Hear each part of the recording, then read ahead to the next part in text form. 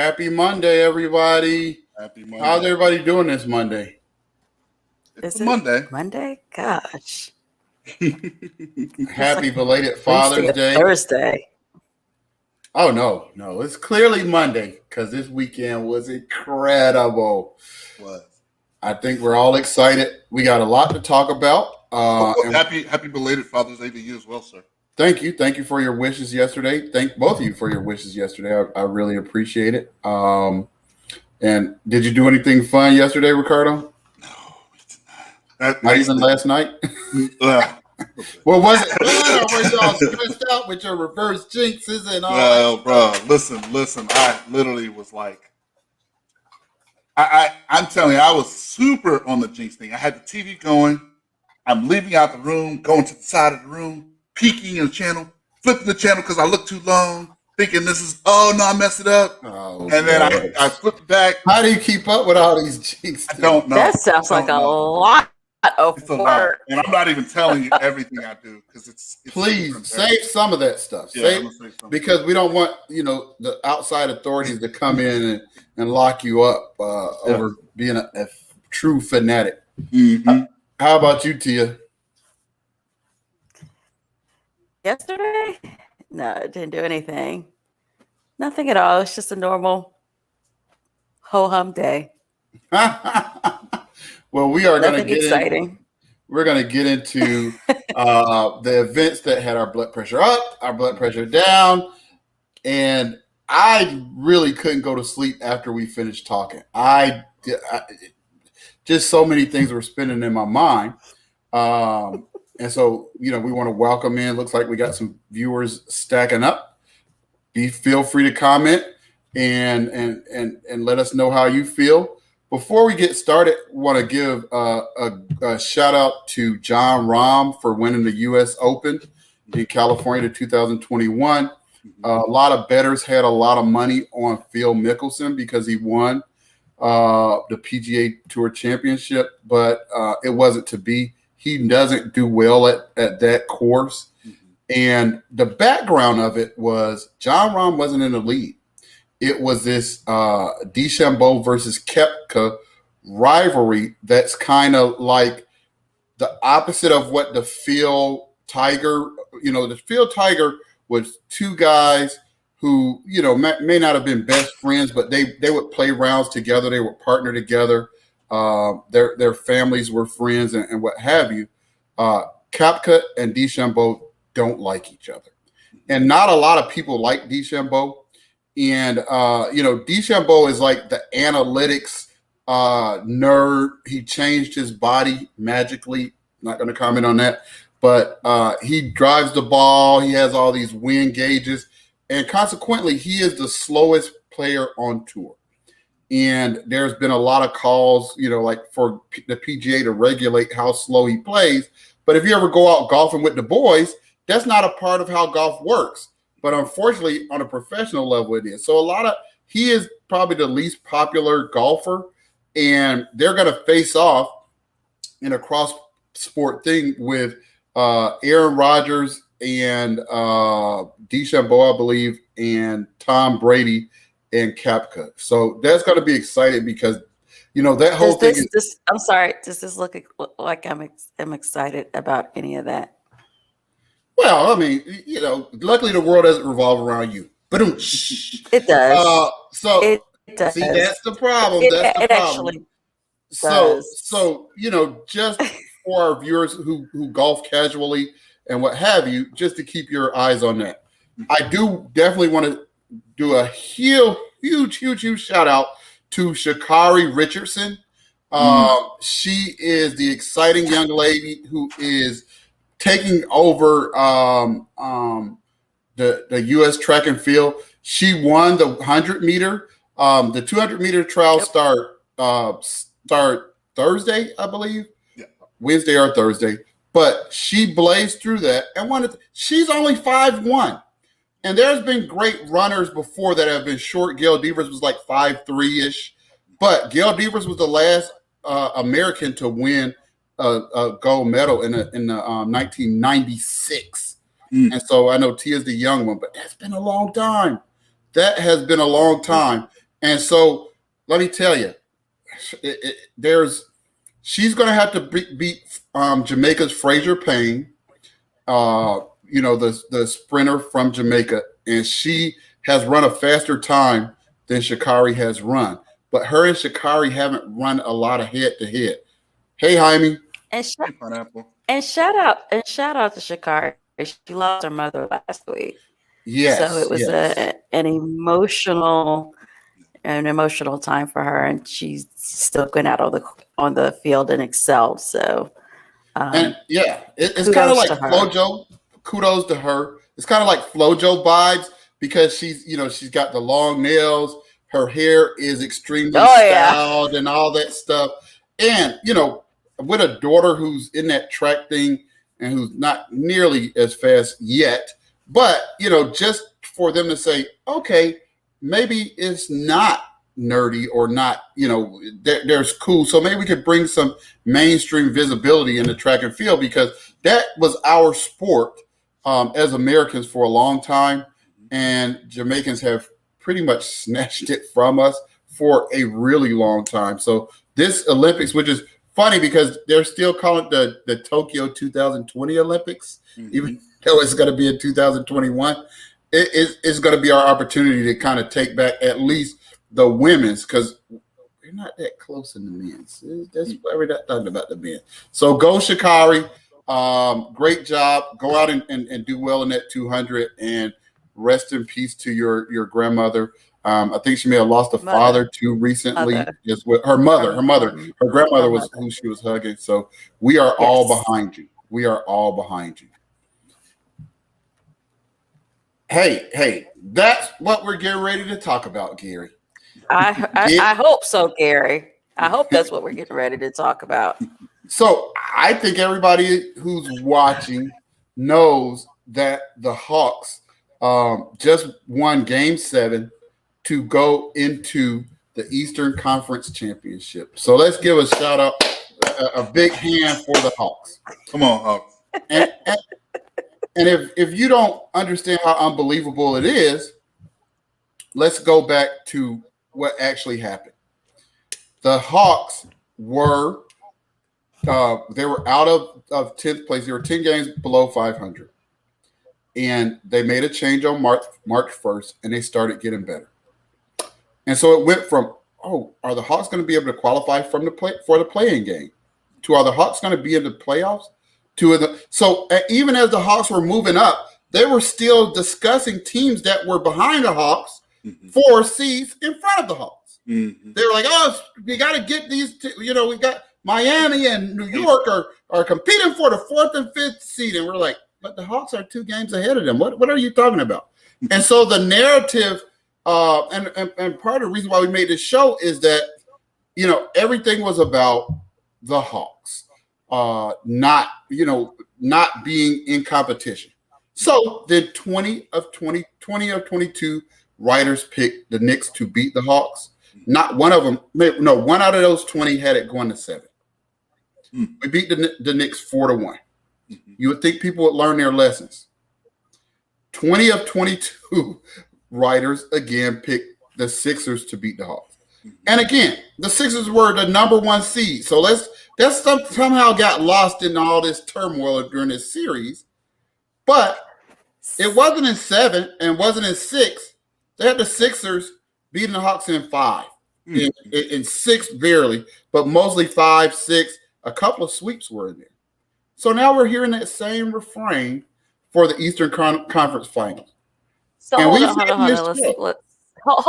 on. Let's slow down. So, because first of all, Professor, you're lecturing. So let's slow down. So let's talk about let's touch on a couple of things about the playoffs.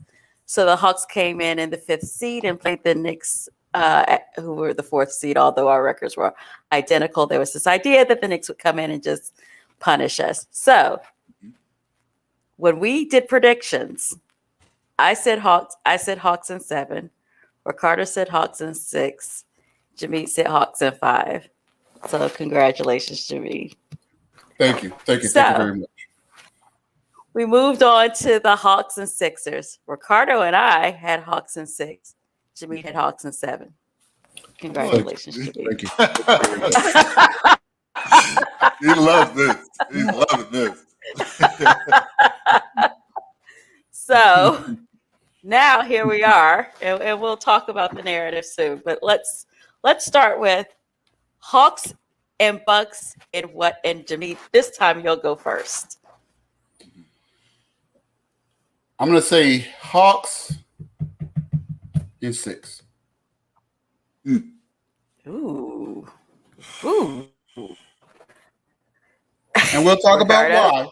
But that's Hawks in 6. This is really hard for me right now because Well, you all had the Really? Bucks go into the finals, yes, I had the Bucks. and now that the Hawks are in the Eastern Conference Yeah. Finals, you're rethinking it. I had the Nets go into the finals. So. Can we revisit this, Dan? Because there's some things I want to get out before I share where I'm at and about why I'm thinking where I'm thinking, where I'm leaning. And I honestly, this is the hardest thing about this show for me is, man, my own bias. Like my little brother, he was like, Hawks gonna win the whole thing. And I was like, that's so crazy. This is ludicrous. That is not going to happen. But he's seeming smarter than me. And I'm like, he's a little bro, but I'm like, am I getting caught up on this because it's little bro? Or is it because it's the Hawks? Or are they really that team? I'm a little caught kind up. of I know. with your brother because Okay. I think that Bud is oh so good. I think that in the moment he freezes. We saw it. We saw it ourselves. We witnessed it ourselves. We just With our saw it. team, we just saw it in we this series. witnessed it, and others exactly. So I don't. Everyone wants to talk about Giannis and what a hard worker he is, and he's the Greek freak. He may not be the most talented player in the NFL, but he's one of the hardest working players in the NFL, and he is athletically gifted. The NFL or NBA? English. NBA, sorry. Let her rock. Let her rock. Let her rock. We know. No. The teacher, the English. Teacher got to. You know, you had to get some gift back. Of course. And so, although I think, he's a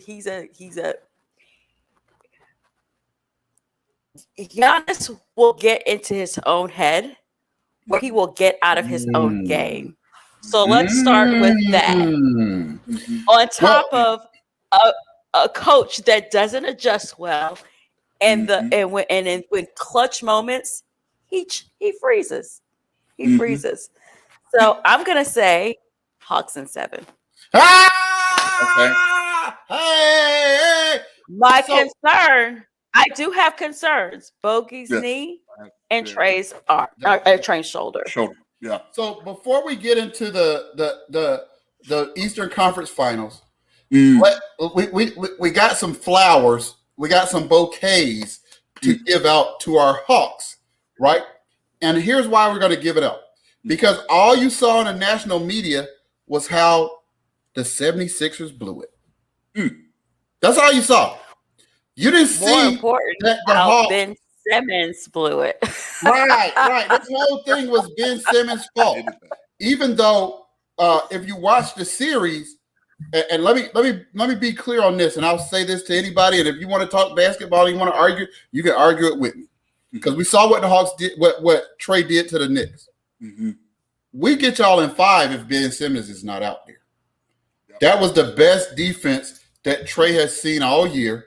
But Trey still kept it calm, even though it was impossible for him to just utterly defeat Ben Simmons. Right? He shot 5 for 23. He shot 39% on the series, Ricardo. Yeah. But it didn't feel like that wasteful 39% because it wasn't bad shots. It was just that Ben Simmons is that good. Now, he has his problems, but playing defense on an elite point guard is not one of them. And so before we talk about, hey, Joe, before we talk about the 76ers blowing it, let's talk about what the Hawks did. Because I'm getting ready to do some professional stats before I let you guys run. Because I don't get into this emotional or I saw it better than you. Okay. All the teams in the playoffs are averaging 102 points per game. 102 points per game.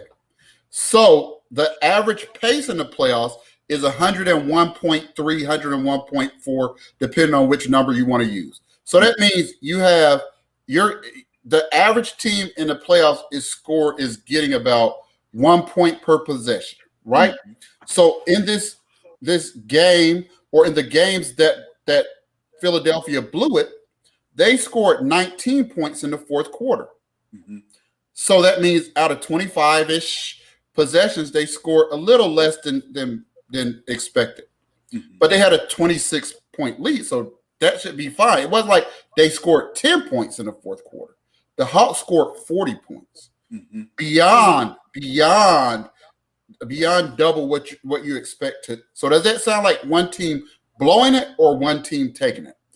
The 76ers average 7 turnovers a game against Washington, and they average 127 points. The series started off rocky, but in this series, they averaged 109 points and turned the ball over 15 times a game with the same guards. The only guard they lost was Danny Green, and if you watch basketball, you know he's not a primary ball handler.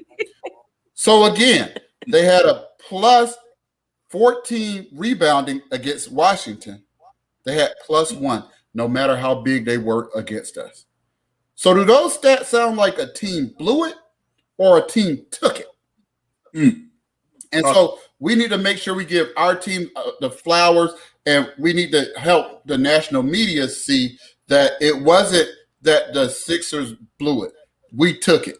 And so with that, I turn it over to you guys to talk about your flowers. Both of you guys talked about Herter being your favorite player, and he came through as the MVP, the player of the game in Game 7, and he could not be stopped, and he wasn't scared a single minute. Talk about it. What was interesting None of about them are, that? though. Go ahead. Well, No, I was going to say, but none of them are. That's the hallmark of our team. That's the hallmark of our team. That's why I'm not scared of the Bucks. They might beat us, but it won't be because we get scared. But we saw the Bucks in Game 1 and 2. Right. They looked terrified out their minds. If Kyrie doesn't go down, that's an easy sweep. And this team, as young as they are, they don't have the sis that God gave a Billy Goat to be scared. They are not shrinking in the moment. They're just out there. They're having fun. And is it because of their youth? Is it because of, going through this rebuild and having these many years lost? Is it a little bit of a disrespect because they were invited to the bubble? And, of the 8 teams that weren't invited to the bubble, the Hawks were one of the teams who wanted to be there. Now, I understand that not all 8 teams wanted to. They just wanted to tap out. The Hawks were not that team. The players for our team was not one of those teams that didn't want to go into the bubble. So, there's a lot of factors that you could call out as the reason why we're here. But here we are. Well, one thing, and kind of to answer Gary's question and Simon Taylor's to say what I wanted to say earlier was, we can't win without Trey. Trey is that dude. And I'm going to tell you why. Here's what Trey did that was so awesome. He helped Herter be great last night. And what happened was that defender that we're talking about, Ben Simmons, listen, man, that is as good as you're going to get. He is ridiculously good, right? And he should have been sticking Herter, but he can't stick Herter because you're going to let that little El DeBarge looking light-skinned boy start going off. You don't want that. You don't want those problems, Because I think it's just one of those things. He was like, man, you know what? And Ricardo, yes, sir. Even with his struggles, that 3, it's that devastating. You don't want him doing that little. Those 4 assists to a guy who could not hit a basket outside of 5 feet, but 4 slam dunk assists. That's why we the 3 and that's why we won it. So keep on with your point, but I just wanted to emphasize that you see guys struggle and they shy away from the point. James Harden, Ben Simmons, Giannis Antetokounmpo, right? So go ahead with your point. What you're kind of alluding to is Trey has become what a superstar can do.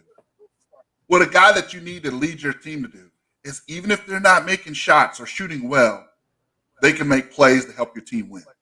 And I said in the beginning, I said, listen, man, it's great when he's scoring 30, 35, but I'm telling you now, when he gets 10 to 12 assists, you're in trouble because that means he's facilitating the ball, helping other people get off. Your team is in trouble. And that's what happened. When he drives in, and you either know he's going to make either the little floater or that's how Capella's going to get off. And then if he's not that, he's able to see, to be a little guy, the way the league works, it works in his favor. You can't stop him. You're either going to foul him, he's going to make the free throws, or he's going to make the pass that he needs to make, or he's going to make a smart shot, And even when he's missing, it's a threat every time down. And that was the difference. That was the difference. You can hear it in the crowd. You can see it in the players. You can see it in their faces. Yeah, it's never like, yes, good. I'm glad. Keep shooting, Trey. No, it's like, Even when he was missing. And I was like, listen, the thing is, what's happening is the periods where it looked like, okay, Philly can have a run now. He just didn't have it. And I think the problem, I want to make this about Trey and the Hawks right now, but we're going to talk a little bit about what Philly's not and what they probably need to do. But our squad, we got shooters, man. We got Herder, Pella, Gallinari. We got it. Gallo was the secret MVP last night. He's the secret. So think about, think about this because you made the point about, even when Trey's missing, he's creating offense for others. But this is what I like. So Trey didn't have. Trey had 21 points. And it's funny because when you say Trey had 21 points, it's like Trey Young only had 21 points. 21 points is nothing to sneeze at, except for when you're talking about certain players. And Trey is one of those players where 21 points just seems like just a little. But he, I think when they went into the half, what was he? 1 for 12, 1 for 13, maybe 1 for 14. Yeah, I can't remember. 13, I know like it was 1. I know it was 1. And yet when he came out, he was aggressive in creating offense for others, but he was still aggressive in shooting the ball. He did not allow those misses to change how he was going to play the game. Right. Okay. Now let's just look right across the across the court. When you said that, I knew what you alluded to. To the other point, you love to hate. the other point guard, who his misses have become such a mental feat for him. And let's just be honest. Last night was not the first game that Trey had a bad shooting game in this playoffs, in this series, in this playoffs, and we won. But it's how he did not allow that to change his game. It did not. He did not allow it to. He didn't think twice because there was a 3 that we shot. I think that he got in the third or fourth quarter that really started to kind of create that separation that we needed and really put the game, even though the score didn't reflect it, steadily into our control. And that was a Trey 3 because he did not shy, in spite of having a really bad shooting night in the first half. So, and so again, it's to your point. We go the way Trey goes. We win. We can't win without Trey because he's aggressive. He's assertive. He understands the game plan. He draws defenses to him. So that's another thing that allows him to create offense for others. It's not just his assists, but it's the way that he draws defense to him and away from others. And he gets it. He understands it. He doesn't shy away from it. The moment is not too big for him. And it doesn't matter if it doesn't go the way that he thinks it should go.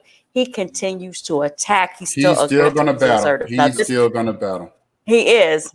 Now, he's probably, I think I heard someone say, Skip Bayless, not my favorite person, but Skip Bayless today said his heart is bigger than his body. And, and it probably is.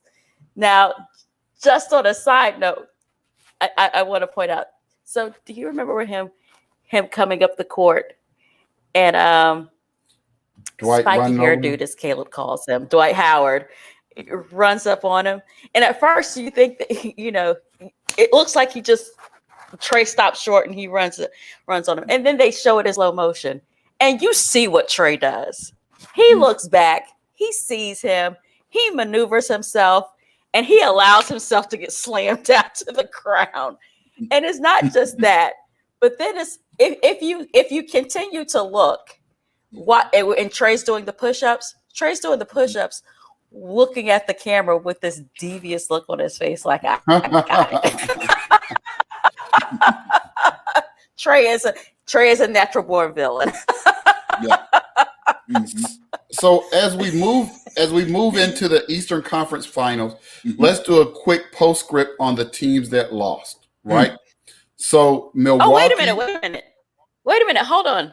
So now that we've said all that, what's your prediction, Ricardo? Oh, no. There's still much more I got to say. And I defer this to Okay. Yeah. There's much more I got to say. Okay. Yeah. So let's do the postscript on Brooklyn. Yeah.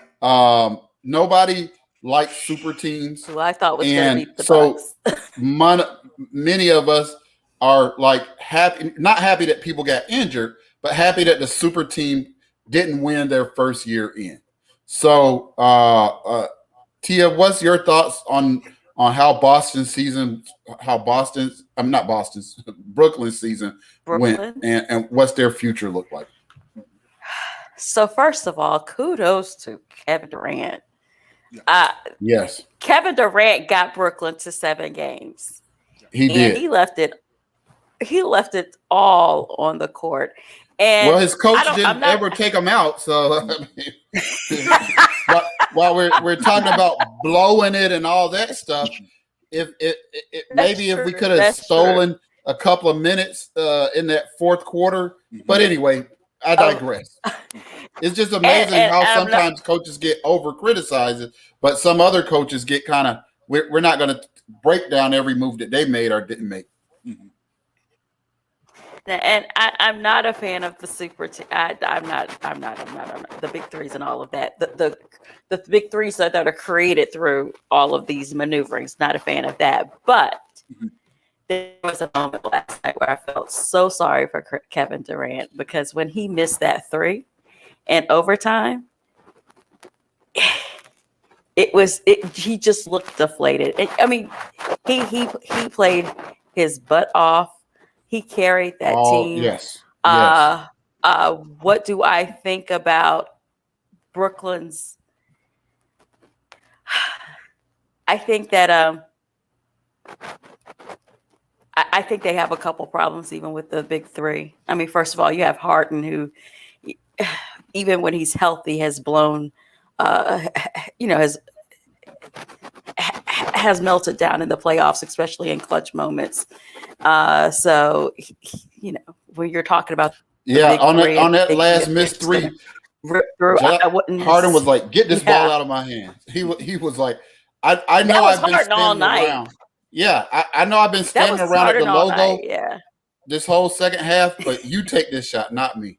Couple things real quick. Bucks were playing 5-on-4 because Harden was pointless. And Trey, I mean not Trey, but Kyrie Irving has issues with injury and coming back and forth in and out of games. And the fact of the matter is that,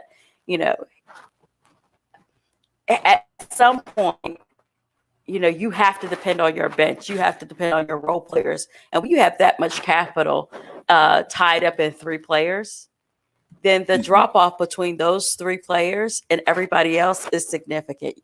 I think that they played 6 or 7 guys in the entire series. Your bench there's is some the one questions that's going about to be the difference. Claxton's playing That's time? just Why didn't he get enough playing time? And if Joe Harris was obviously out, why didn't Landry Shamet, a guy who shot 40% in every season he's played in the NBA, get a little more burn to try to get some of those wide open shots in?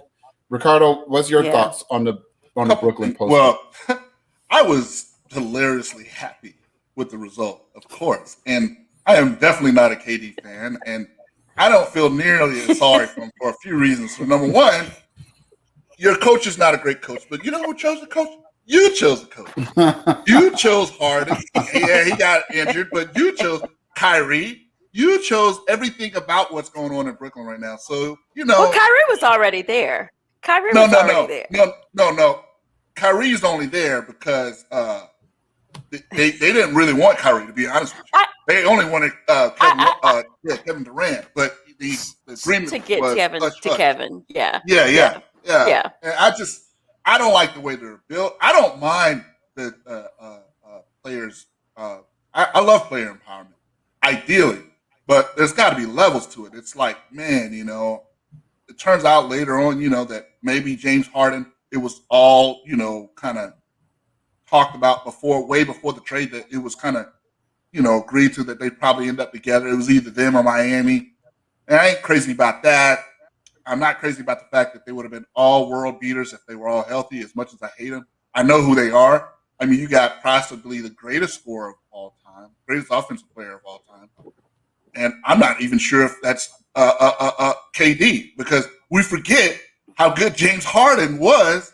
I mean, the truth is, I was like, as long as James Harden and one of them is okay, they're going to win the whole thing. I wouldn't say that publicly, but he's that good. KD's at least the best scorer I've probably ever seen.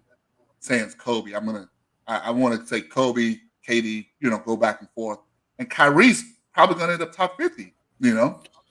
Yeah, I mean, he's an unstoppable offensive player. So I think it's going to be difficult for them to construct a team again. And you ain't got no money. Right, and then their defense, their frontline defense is not reputable. It is like their whole front line is in shambles, and I think it was discouraging that Steve Nash didn't give some of those young guys on that front line a little more run. Jeff Green had the hot game that you played him like that was going to happen again. He was tired as I don't know what. So I think Jeff Green was probably hurt. Yeah, and then the postscript on the Philadelphia 76ers, we don't know what's going to happen. I think it's going to be a lot of drama behind the scenes. So even if nothing happens, something's going to happen. I don't know how anyone. Something has to happen. Yeah, there's something no way. To happen. So first of all, somebody, whether Ben Simmons stays in Philadelphia or whether he gets traded, and there's a whole lot of talk about what will happen. What's going to happen, especially with Doc Rivers post game comments, but which he kind of walked back the day somebody pulled his collar, like Doc. Like, let's not say that like that. Really? Yeah, but wherever he is, if someone needs to sit Ben Simmons down and tell him, you are not a point guard. And we are not going to play you as a point guard. We're going to pair you with a point guard. And we're going to take the pressure off of you. And oh, by the way, you're right-handed. Yeah. Like Kobe tried to tell you. You're not ambidextrous. You're right-handed. I'll tell you this. I'm going to sit him down all right. But I'm going to say, hey, man, where you want to go? Because I know my Philly fan base. They're not. Listen, there are levels to this. But that's what I mean. That's what I mean. It doesn't matter whether he stays in Philly or he ends up in Portland. Yeah, somebody needs to have that conversation with him. He's going to have to go. There's no way he's going to be able to stick it out in Philly. Well, let's bookmark this episode because I think it's going to be difficult to get approximate trade value. And so that may end up being the biggest thing, is that they can't get anybody to trade for nothing, basically. And so we talked about CJ McCollum and him being a really good match. But I if they do that, that totally changes that Philly defense to me. And Embiid has never missed less than 20 games in a season. So, when you talk about him putting out all that effort, and he was a dynamic player, but he got tired at the end. And part of that is like you didn't run track the whole season, brother. You can't have that kick in like Sha'Carri if you only ran half the season. So that's going to continue to be. Issue. This is the problem that Philadelphia has, though, is that at this point, if Embiid and Simmons haven't figured out how to shoot, play together in a manner that's really complementary, it's not going to happen. They don't like each other. They don't. And chemistry is important. And I don't think especially in the playoffs. There's two things, Tia. Let me jump in here and make this distinguish, because we know Kobe and Shaq didn't like each other off the court, but on the court they liked each other and they admired each other's game. I don't think I was going to bring that up because they don't have the capacity. Correct. Right. Correct. So yeah, I think that's the issue. So both of them, they don't have any respect for each other. Right, because Ben plays every game. Kobe and Shaq didn't like each other personally, but they did understand each other's roles, and they understood why they needed each other in order to achieve what they needed to. Ben doesn't think that he needs Embiid. He thinks he's the far better player. To your point, he's the one that's always healthy. He's the one that's all defense. He's all of that. And Embiid think I'm the seventh foot. You guys remember? You guys remember when he said he was kind of alluding to the media like, hey, he thinks he's got a shot of winning Defensive Player of the Year. Then Embiid, they talked to Embiid, and he says he thinks he can win Defensive Player of the Year. I was like, man, they're not even. Hey, even their publicists don't. Right. Somebody put in your ear, plug in your ear. let me tell you, Kobe would have been in jail if he had to play with Ben and Simmons. Because if you think he was frustrated with Shaq, that would have been like it would have had to fight. That not like a fight.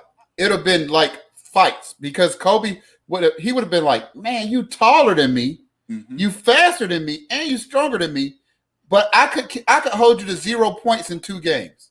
Yep. And so that would have been frustrating. But moving on to the Eastern Conference Finals, and we already see the narrative being written. Yep. I have seen even more sweeps predictions than in the previous one. Let me tell you something so you're not confused before I turn it over to you guys. All right. Milwaukee is not better than Philadelphia. No. Milwaukee is not better than Philadelphia. Agree. Joel Embiid is so much more skilled and talented than Giannis. Like, they're not even on the same planet. And one of the things was like, well, we're what did they say? They said, well, Drew Holiday, who's one of my favorite players. I love Drew Holiday. Drew Holiday is not on Ben Simmons' level as a perimeter defender. And I love Drew Holiday. Let me tell you that, first of all, Ben Simmons is right. He should have won a Defensive Player of the Year, right? When you saw what we know now, right? When you saw saw this Rudy Gobert over and over get abused by the Clippers, and you start talking about this voting and this and this and this and this. Listen, if you're saying that Drew Holiday is going to play Trey better than Ben Simmons, we can't talk basketball, because that's not going to happen, right? Because maybe you did. I think maybe you forgot about that game that we saw with Kyrie playing in that series. I'm not talking about 2 years ago. I'm talking about before Kyrie. Drew Holiday couldn't do nothing with Kyrie. So that I'm gonna sit that down and ask for you guys to talk about maybe Ricardo will reveal his prediction. Yeah. Hey, Falcon fan. But what are you concerned about, Tia? And then what are you confident about? I'm gonna say it's Trey's shoulder and Bogey's knee. I mean, those are my concerns, especially Trey's shoulder. I mean, we know he's going to power through. We know he's going to play, but That's why that's a lesser concern for me. Hearing him say his shoulder was failing, it's not a comfortable thing to hear when we're getting ready to go into the Eastern Conference Finals. You know, from my point guard, who whether it's scoring or assists. He still weighs 165 pounds, no matter how tough he is. And he's really 5'11". But yeah. But we love him. He's our 6'1". He's our 5'11". He's 6'1". He's our 6'1" point guard. 6'1". So those are your concerns. What are you confident about? I think that I just don't have any respect for the Bucks. I don't have any respect. I'm sorry. I just don't. It's why I never picked them. I never saw them go, representing the East in the finals. And I still can't wrap my head around that concept. I mean, I think it's Giannis and that's it. And I think that Giannis, he's confused about who he really is. And so, anyway, granted, who shows up and how he plays the game can be different from game to game. But when he gets outside of himself, he's way outside of himself. I mean, he'll have games where he's attacking the paint, and that's where he should be. That's where he makes his money. And then you have other times where he thinks he's a wing, and he wants to stay out on the perimeter, and he wants to, hit. He wants to shoot all these 3-pointers and all these perimeter shots, and will barely touch the paint as if it's lava. He doesn't want to be anywhere part of it. So, and I don't expect it to be any different playing the Hawks. I actually expect it to be worse playing the Hawks because I think he's going to try to out-hawk the Hawks. So the Hawks have two of the best charge drawers on the front line. And that's not a good thing for Giannis, right? Because Collins draws a lot of charges. He drew 2 crucial charges last night. He drew a crucial charge in the game 6, which resulted in Embiid walking him to the locker room with his hands up that he didn't get kicked out of the game. His second time in the series. It's not just that he draws charges; he enjoys it. Do you see him laughing? Yeah. And Capella is excellent at positioning. Is excellent as lateral movement and positioning. And if they're going to sag off, we'll talk about that in a second. I want to hear Ricardo's concerns and what he's confident about. Okay. Concerns. Let's go to the good stuff first. Giannis, I'm not as concerned about Giannis necessarily. I'm going to get to where my concern with Giannis lies in a second. Drew Holiday is a really good defender.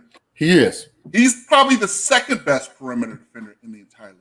Unfortunately for him. He is. He probably could be, but he's closer than the third than he is to But the problem is Ben Simmons is that good because he's 6'10", 6'11". It's just, he gave Trey fits. And we really don't, I appreciate you sharing what you shared about him because I thought, wow, defensively, he is giving us all the smoke. And the truth is, the series, grateful that we won, we could have lost. It was a 50-50 shot. I don't think it's so much about better teams. I think it's really better than Milwaukee, yes, but styles make fights. And my chief concern right now, before they play a game, is actually Lopez. And here's why. If Lopez is making shots, it's going to be a tough, long series for us. And the reason why is because it's going to draw Capella out, and that's not what we want. Because then Giannis will be that straight line guy, and that's not good. If you think Capella is going to be on Lopez? Not necessarily. But you're talking about rotation wise. Yeah, rotation wise. Yeah. Okay. Yeah, and you see how they do it. That's really what they're.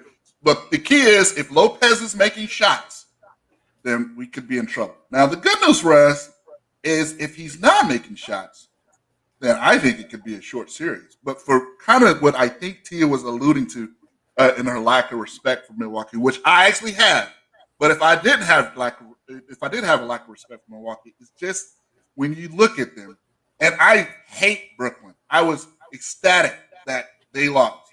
Having said that, I was like, the Bucks did not deserve to win that series. Oh, hey, listen, Tia. Let me come to you, Tia, as a man. Tia, you were right. Mm-hmm. The Bucks. We thought the Bucks had everything that it took, and on paper they do have everything that's Brooklyn's weakness.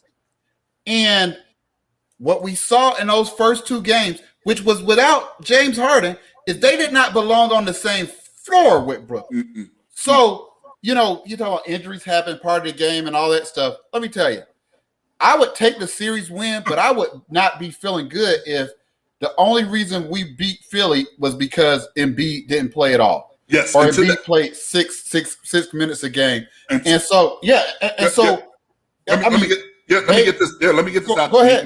So to that point, my point is, listen, they are weak mentally.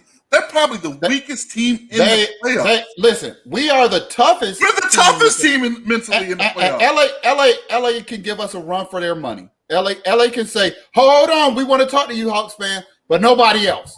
Nobody else has faced anything that we faced just in this playoff, much less the season and much less the season before. Mm-hmm. So we're the toughest team, and you are absolutely right. Let me tell you, they gave up. Listen, if they had a white flag, if they're lucky, they didn't have the black ball-headed guy in Rocky, because he would have been like, throw in the damn towel. He would have thrown in the towel. It wasn't just the score. It did not look like it was fair. They are, and their set offense is as ugly as you will see on a team going to the Eastern Conference Finals. They don't know what to do. They don't know what to do. They don't have a clear plan because they give Giannis the ball, and as Gallo, Collins, and Capella have shown, our fourth quarter defense, stat nerd alert, our defensive per was 88.5 for the fourth quarter for the entire playoffs. Mm-hmm. The average is 101. Mm-hmm. Yep. That's not so. All the teams in every fourth quarter that we've played has choked, or we have a great coach who designs defensive schemes. That big lineup he came up with. So who do you have the most confidence in coming up with something? See, that's the other thing I wanted to say. Listen, I'm not a Bud hater. I'm not at all either. I just think that his problem is he can only do one thing well. He can only play one way. I don't think he's an adjuster. And in today's NBA, that's everything, man. Oh, yeah. Everything about NBA coaching in today's league, especially with these guys, is adjusting, the ability to adjust the second half and buy-in. And Nate has that in spades. There is only one other coach in this entire playoff that I would say is on Nate's level. Tyronn Lue. Yeah, Ty Lue. And don't forget Monty. Monty is having a great playoff. Monty's having a great playoffs, but I think what it is Chris Paul has made it easy. Yeah, that's what that is. And the truth is he's got a great staff. Some coaches are good because they're good at adjusting. Monty is great because he knows how to shut up and because him and actually a lot of people this might not come out, but him and Chris actually bumped heads a couple times. Because if you know Chris Paul, that's his personality. You're going to bump heads. But he handles the bump heads well. Some coaches can handle it and some coaches cannot. We think that maybe what's going on in Philly in part is Doc Rivers didn't do a good job of handling those discretions, But anyway, in reference to but they've got this whole history that's going to be really hard for him to manage, and I don't know if he can. But I'll say this: I expect the Hawks to take Game 1 with the Milwaukee Bucks. Couple reasons. First of all, both mentally fragile team reacts. Both those teams are traveling to Milwaukee. I mean, The Hawks might have beat I them love in. that. I love that. Exactly. They I might. love that when I heard that. I think you sent me that. Yeah, I love Right. that. I I mean, thought that was huge. yeah. The Hawks didn't come home. They went to Philly prepared to go to Milwaukee. So Yep. that was the mentality, and that's where I they love are that. right now. And Milwaukee had to go back to Milwaukee. So Mhm. first of all, both teams are traveling. But second, do you know how many minutes were played? 53. So Oh, Chris you mean by Middleton, Giannis? By who? Chris Middleton, Oh, by the different 52 players. minutes. PJ Uh-huh. Tucker, 38 minutes. Drew Holiday, 48 minutes. Giannis, 50 minutes. Brooke Lopez, 46 minutes. And Pat Connaughton, 23 minutes. That's who played. Those are the minutes. They're tired. They're tired and they're traveling. Bud already has a propensity to underplay guys. So I think that is a great chance for the Hawks to go in and steal one, and let's see how they act. I was watching Channing Frye, his podcast, and he was talking about the Brooklyn game before Kyrie went out, and he said he's still playing those coverages, and it was heartbreaking as a Hawks fan because it was like when I was playing with LeBron in Cleveland, and they came in with that 60-win team. And they played that coverage, and we just shot him out of the thing. And then the second game, he came out in that same coverage. And I then heard we went back, and we were like, surely we got to prepare for something else because they're not going to come back in that coverage. And he said the whole suite, they played the same coverage. And he said I hadn't seen that coverage in the playoffs until I just watched the game where Brooklyn just shot them out. So if maybe this rest can help Bogey. We don't know what's going to happen with Cam.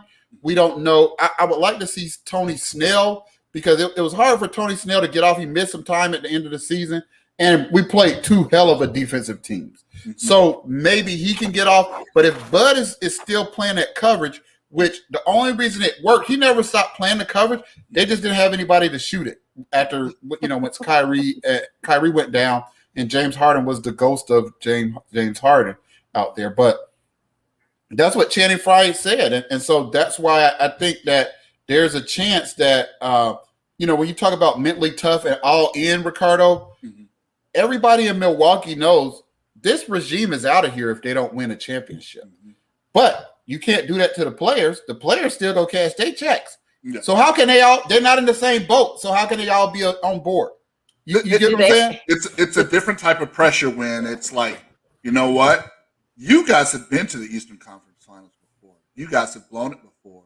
Hey, we're kind of saying without saying, letting it leak to the media that if you don't get it done, then there will be changes to be made.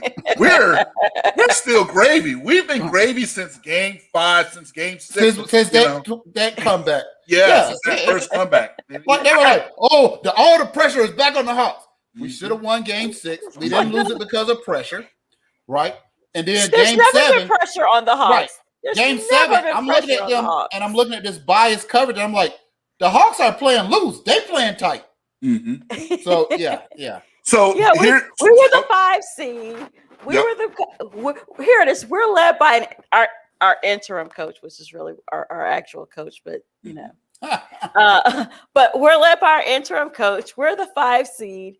How could the pressure ever be on us? We're not even supposed to be there. So to answer you guys' question, the choir in your minds want to know. I actually have the Hawks. I have them in 7. I think this is going to be a long, grueling series. Okay. I think that Milwaukee is very talented. I think that we're built. I think there's going to be a couple of games they blow us the blank out. Yes, but the thing is, I do too. But the problem is, we might have a 2-0, 3-1 lead. I'm not joking. I think that we're going to punch them in the mouth. I think that I saw something I didn't like when they won. When they won, it was like, if you saw the game, and I'm sure our fans, we all saw the game, they should have lost that game. If it's not for they lose that game.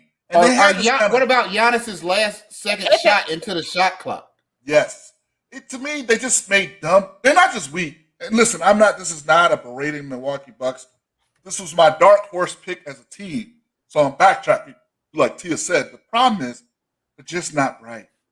And they're weak. And that's a dangerous combination. And my point was, they seem satisfied.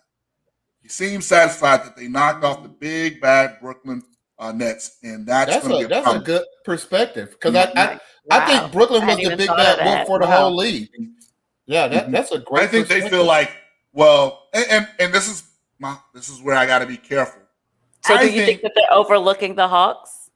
I think they're overlooking the Hawks, but I think I'm telling you, by the second half, they are going to know that this is the dogfight because I think they don't really know who the Hawks are.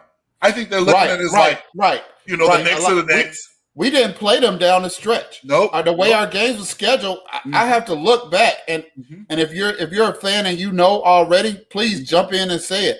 Yeah. I don't know if we played them after March 1st. We didn't. So they don't know what they're getting into. No. And they have a chance to get jumped on like the Knicks got jumped on. I'm telling you, don't be surprised if we not only win game 1, win game 2. I think that Coach Bud is a good coach, but he's just not good at adjustments, and it takes him a while to he's just too fidgety, and I don't think he does a good job of putting his team in the power to help them think for themselves on the court. And the worst part is my guy, Drew Holiday, who I love, is probably not what I thought he was offensively. I know. Yeah. That was disappointing. I was like, that was disappointing because I you had excuses for it during the season. Yeah. And then in the playoffs, it's almost a Ben Simmons. Not that level, but he's not shooting. You're not right. You're not right. You're not right.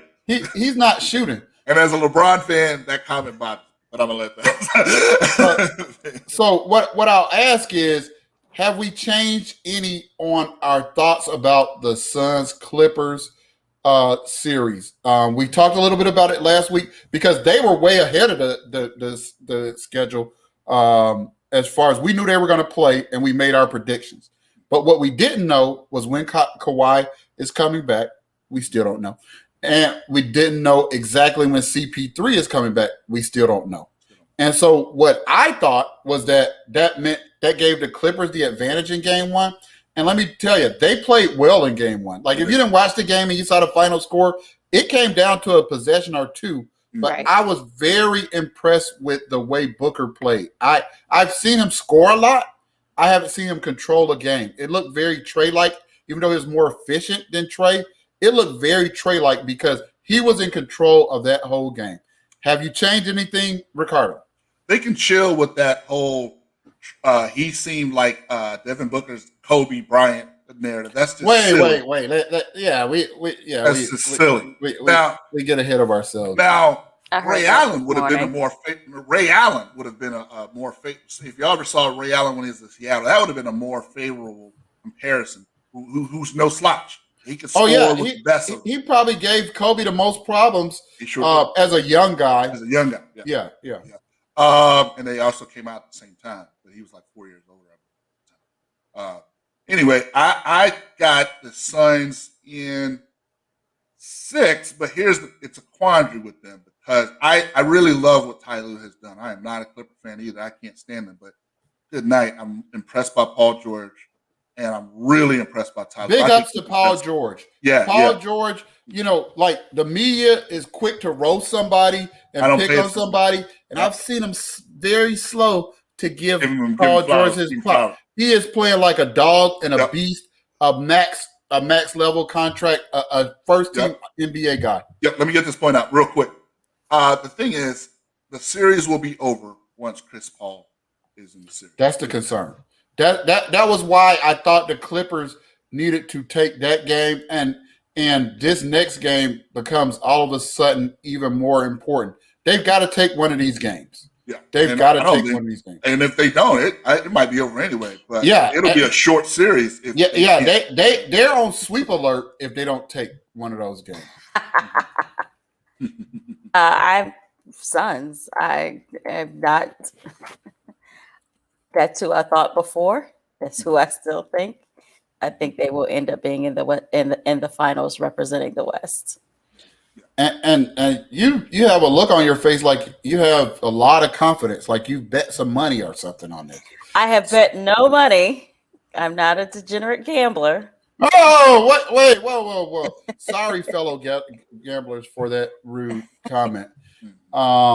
Yeah, you have been steadfast in that, and so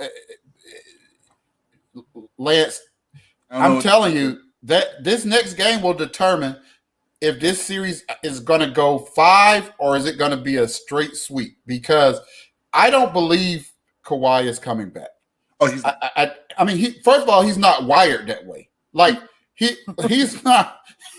He's you know how LeBron was there doing all that stuff. Kawhi is like, if I feel like coming back, and I'm sure that I can dominate, I'll come back. Kawhi would have never came back like LeBron came back at like 50%. You remember when LeBron was saying it was 85%, and you're like, no, you're 50%. Plus, Kawhi's not coming back. Plus, with Kawhi's situation, it's different. He can opt out and be a free agent. Oh, yeah. So if he's not happy with the situation, why is he going to mess his knee up more and mess up his chances when he goes to Miami next year or somewhere? Maybe back to the Lakers. I don't know. We'll see. I don't know. I think the world is his oyster if he's healthy, but I think he has I shared this earlier with Jameed. I think he has a degenerative knee issue. That's not a think. That's just a fact. That's just a fact. So, yes, and I think Phoenix wins. I think Phoenix wins in 5 at the most. Do I have? I might have a little bit on this game. Oh! I might have a little bit on this series. Oh, after all the denigration of us gamblers. All right. I'm going to win. Yay. Not even going to.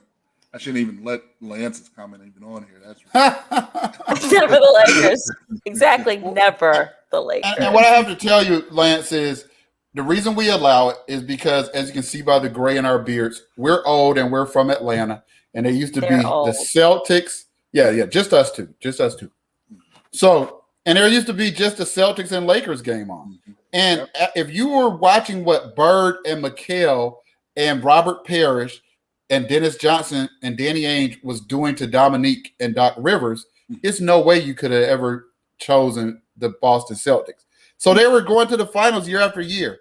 So you had to choose one side. So no, you didn't. Gary knows. Gary Williams knows. You didn't have to choose a side. My dad managed to still hate the Lakers and the Celtics. Another Suns in 5. That's old right. Too. All right, old people. Yeah, I think I've come to the reality is that it's the Suns, and the only way the Clippers had a chance, the Suns are no Jazz, which we could get into a lot about their postscript too. Like, what are they going to do? Because if they just try to run it back, they're going to end up with the number 1 or 2 seed in the at one point though West you thought again. At one point though you were saying the Clippers, right? No, I thought the Clippers. Exactly. And now I thought it was the Clippers because I thought since we didn't get the announcement that Kawhi had an ACL tear that he would come back. But then now, as more news has come out and nothing has said he has a tear, and then my brain reminded me, Kawhi is not pressured to play basketball when you fans want him to play basketball. He's not coming back because he's not going to play at anything less than 80 or 85%. And without that, they just don't have enough. So, and this is without Chris Paul. And so I thought that my thoughts was maybe Chris Paul might miss into next week. I still don't know. So I have Suns in 5. You have Suns in what? 5. You've got Suns in 5, Ricardo? Yeah. And what about you? Actually, don't they play tonight? Are they playing right now? No, I thought they were playing. I thought they weren't playing until I didn't think it was a game on tonight. I could definitely be wrong. You're right. I don't think there's a game tonight. I don't think they play until right. tomorrow. And we play. You know what? No, I'm going to stick with Suns. You stick with Suns in 5. Suns in 5? 5, yeah. Is that what you're saying? Suns in 6? No, I say Suns in 5. Oh, okay. Oh, So I think I originally was like Clippers in 6 or 7, and so I have to stand by that bet. But I have to say, I see a sweep. I see a Sun sweep A coming up. loser bet. I'm, Oh, I'm leaning towards. I almost want to change my answer to sweep, but I'm good. I'm going to assume that Ty Lue can get one, but I think they're in Yeah, trouble. yeah, agree. yeah. In fact, Yeah. to be really honest with you, all those flowers I were giving the Milwaukee Bucks a couple weeks ago about how they're the best team and how they're probably going to my dark horse pick and they're going to win the whole thing. I want to switch that to the Suns. Well, guys, there's only 4 teams left, Ricardo. That's not no great analysis. But it's not because it's not for why you think. It's because everybody's giving Booker's his flowers, and rightfully so. But I'm telling you, DeAndre Ayton, man. I mean, they're good on all 4 levels. Yes. Including the guys coming off the bench and knowing what to do. Yes. We could use a Cameron Payne. Yes. That's what we need. We need a guy who can come in. That's really all we need. He doesn't have to be the pointiest of point guards, but we can get a good rest. Yeah. Well, guys, it has been a pleasure talking to you. And we're excited about what happened in the last series. We said that the Hawks were all on gravy time. So despite our predictions, you won't see us crying. We still get nervous in close games, but man, we are way ahead of the spread. So just enjoy it as a Hawks fan. Enjoy the rest of this series. Yeah. Don't worry about it. Enjoy when we get to the finals. I mean, just enjoy the rest of the series. And congratulations to Nate for taking care of business in 2 series. God. Yes. All of that conversation about him not being a playoff coach. Right. The ghosts out. Yeah. And for all of you people writing about it, guys, chill out. We got Nate. It's probably something already in writing. We're just waiting for him to sign it after the playoffs. We'll be. I got one better. Everybody, chill out, because 2 seconds after we play our last game, unless Nate actually calls the police, Tony Wrestler's not letting him out the building without a signed contract. I mean, and for Nate, this is just leverage on leverage on leverage. I love your brother. Oh, yeah, he's awesome. He's all right. It's leverage on leverage on leverage. He's helping me because I was like, the idea is this: if LP were still here and we were performing this way, we would be talking about contract extension. So there's no way Tony Wrestler, who fired LP because he wanted to get here, is going to let that man walk out the door. I'm sorry, he'll have to call the police to do it without a contract signed. So that's the Hawks have their guy, they have their coach. Mm-hmm. Nate is only adding dollar signs to his contract. Mm-hmm. Nate McMillan is our coach next year, and I cannot wait to see our players, all of our players, after a full off season of Nate installing his plan and really working on his development of who we have here. And then, of course, whoever we draft, low, way back in the back of the draft. Thanks so much once again. Thanks so much once again for myself, Tia, and Jamie. Congratulations to all of our Hawks fans and all our friends who are not necessarily Hawks fans that decided to join us anyway. We thank you. We love you. We appreciate your support. Continue to look us up at we.sports.com, YouTube channel, We.Sports Atlanta, Twitter, and We.Sports Atlanta Sports. Until next time, which might be Friday, loosely Friday, 8 o'clock. We got to check the schedule. We'll have to check our schedule. Season ticket holder is going to be at all the games. So yeah, but the good news is I actually am not. Okay. Well, here's the thing, fans. If the good news is if you just press like and subscribe, then it'll give you like and subscribe. Yes, and please tell a friend. It'll give you the notification to let you know when we're on again, which will be very soon. So thanks again, once again, for Tia, Jameed, and myself. Peace up. A-Town down. Yep.